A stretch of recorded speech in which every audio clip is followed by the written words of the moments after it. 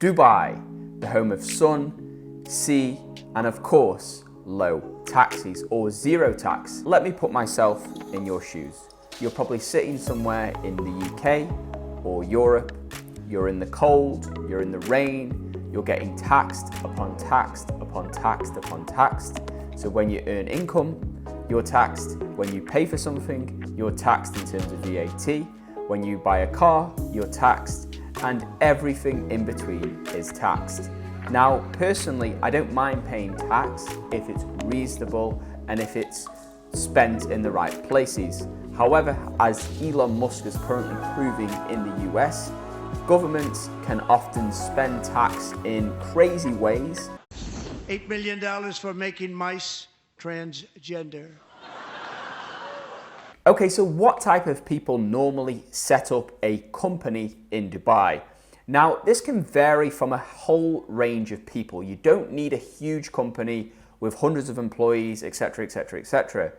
Even influencers, freelancers, independent people who have an income from some source can set up in Dubai. So I've put together this table which you guys can review and see, okay, just how much tax are you currently paying in the UK or in Europe or even the US? And you should know this really just for your own sanity, because when it comes out your paycheck, you often, it seems like it's just normal and natural, but culturally in the UAE and even in the Gulf region, it's not culturally normal to be paying huge sums of tax. Okay, so first we're looking at this. If you're earning just £40,000 per year, this is if you're working for a company, not for yourself, but if you're earning just that, you'll pay around $5,000 in income tax, $2,000 national insurance, around $7,680.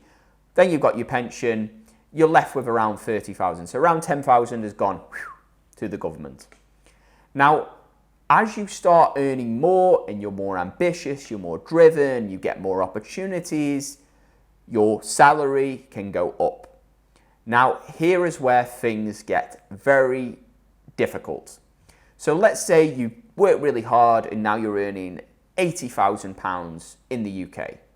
You will then pay close to £20,000 of income tax, close to £4,000 of national insurance, around £23,000 in tax over a year. And then of course you've got your pension, which is mandatory, £4,000. You're left with £52,000.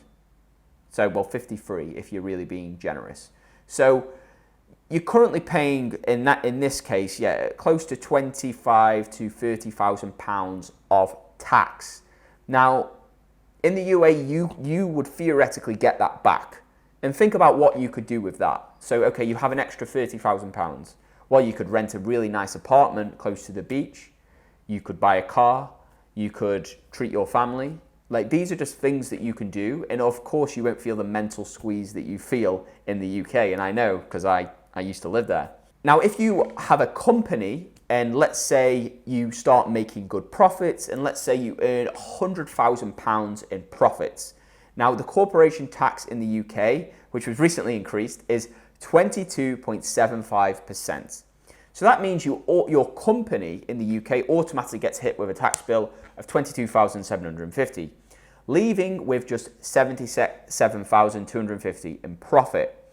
Now, then you can pay yourself in the UK with dividends, but then you pay a dividend tax on that, which would be around £15,827.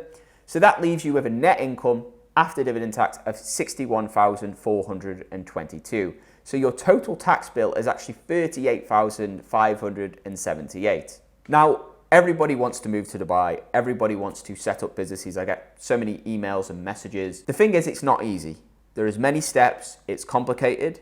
But the beauty is once you are set up, it's simpler than the UK in terms of if you have a company, you have taxes, etc., etc., etc. What are the legal requirements? And I'm going to go through them. So firstly, step one, you would choose a business structure so you can have what's called a mainland company or a free zone company.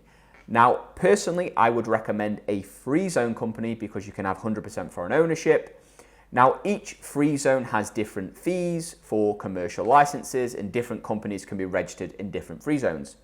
For example, you have Dubai Internet City, you have Mainland, you have JLT, I believe. There's various different free zones, Dubai Silicon Oasis.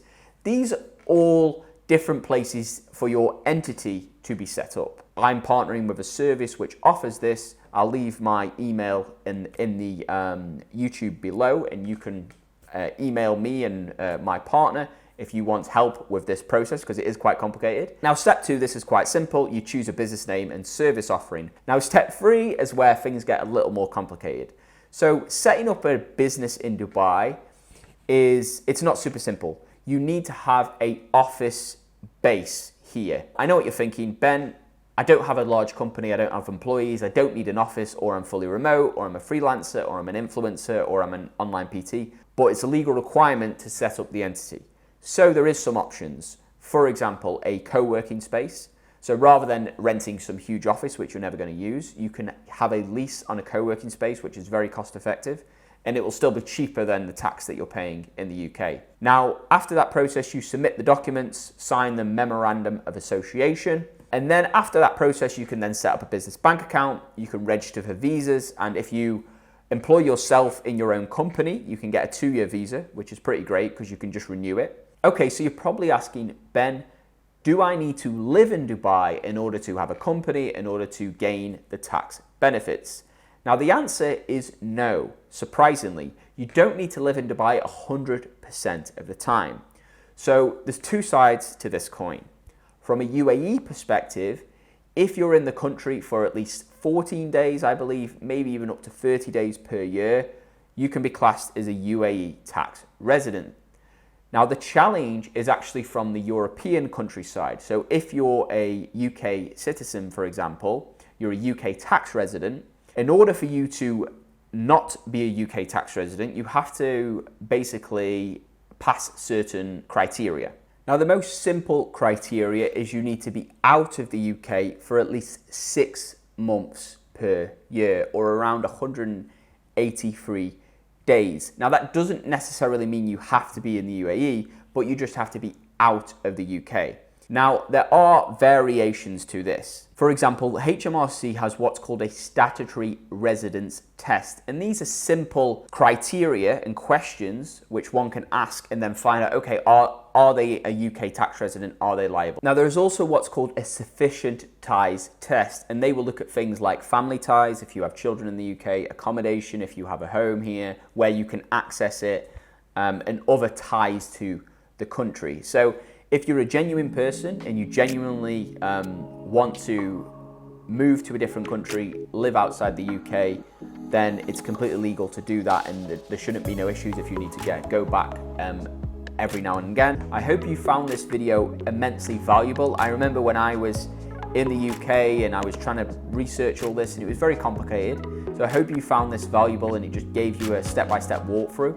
And have a great day, and see you in the next video. Comment below what you want to see more of, if you have any questions, if you have any queries, and I'll be sure to get myself or one of the team get back to you.